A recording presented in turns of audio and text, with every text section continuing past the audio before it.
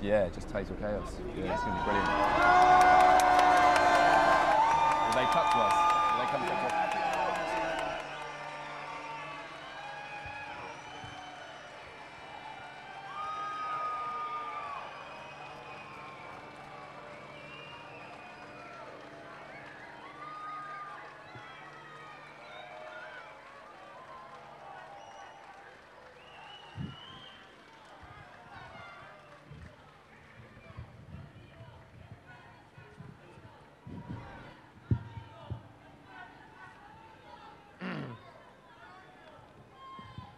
Can you hear me? I am here today because I cannot be there with you today. But thank you for coming. Thank you for your resolve, your generosity of spirit. On Wednesday night, after a threat was sent to this embassy and police descended on this building, you came out in the middle of the night to watch over it. And you brought the world's eyes with you. Inside this embassy after dark, I could hear teams of police swarming up into the building through its internal fire escape. But I knew there would be witnesses, and that is because of you. If the UK did not throw away the Vienna Conventions the other night, it is because the world was watching. And the world was watching because you were watching. So the next time somebody tells you that it is pointless to defend those rights that we hold dear, remind them of your vigil in the dark before the Embassy of Ecuador.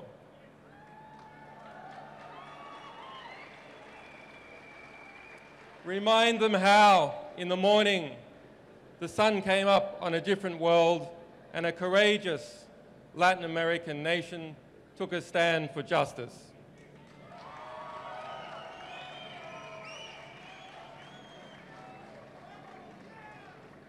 And so to those brave people, I thank President Correa for the courage he has shown in considering and in granting me political asylum.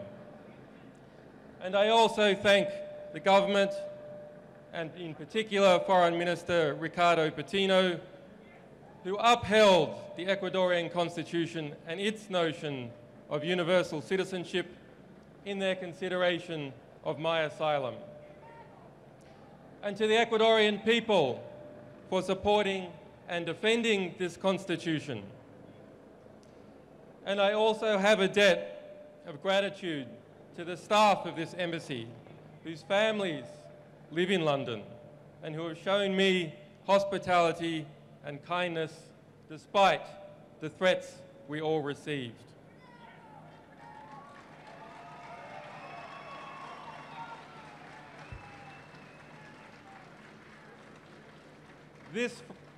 This Friday, there will be an emergency meeting of the foreign ministers of Latin America in Washington, D.C. to address this very situation.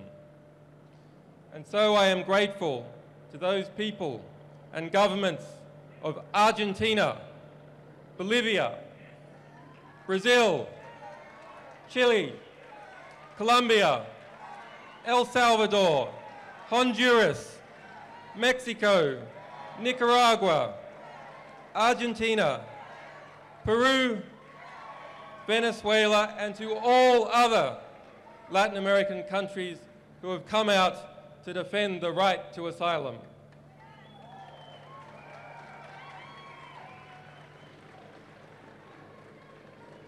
And to the people of the United States, the United Kingdom, Sweden, and Australia, who have supported me in strength even when their governments have not.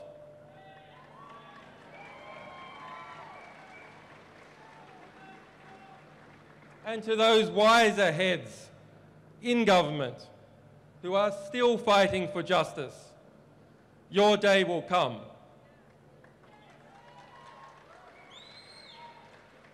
To the staff supporters and sources of Wikileaks, whose courage and commitment and loyalty has seen no equal.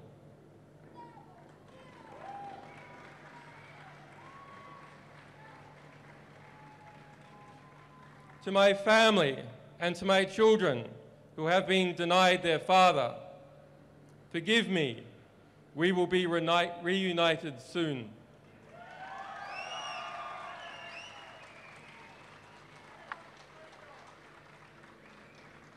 As Wikileaks stands under threat, so does the freedom of expression and the health of all our societies.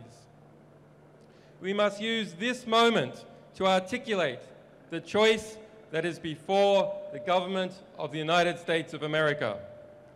Will it return to and reaffirm the values, the revolutionary values it was founded on? Or will it lurch off the precipice, dragging us all into a dangerous and oppressive world in which journalists fall silent under the fear of prosecution and citizens must whisper in the dark? I say it must turn back. I ask President Obama to do the right thing. The United States must renounce its witch hunt against Wikileaks. The United States must dissolve its FBI investigation. The United States must vow that it will not seek to prosecute our staff or our supporters.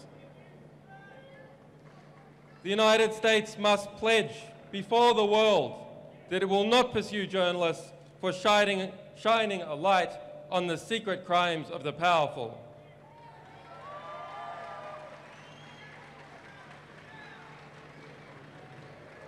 There must be no more foolish talk about prosecuting any media organization, be it Wikileaks or be it the New York Times. The US administration's war on whistleblowers must end. Thomas Drake, William Binney, John Kirikou, and other heroic whistleblowers must be pardoned or compensated for the hardships they have endured as servants of the public record.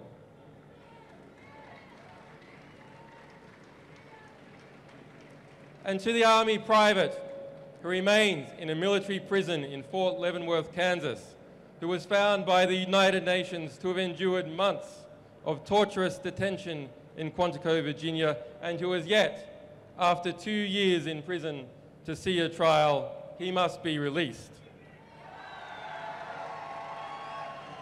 Bradley Manning must be released.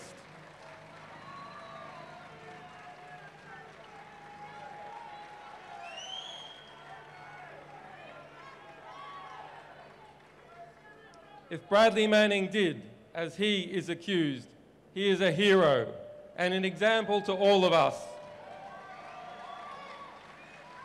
and one of the world's foremost political prisoners. Bradley Manning must be released. On Wednesday, Bradley Manning spent his 815th day of detention without trial. The legal maximum is 120 days. On Thursday, my friend Nabil Rajab, president of the Bahrain Human Rights Center, was sentenced to 3 years in prison for a tweet. On Friday, a Russian band was sentenced to 2 years in jail for a political performance. There is unity in the oppression. There must be absolute unity and determination in the response.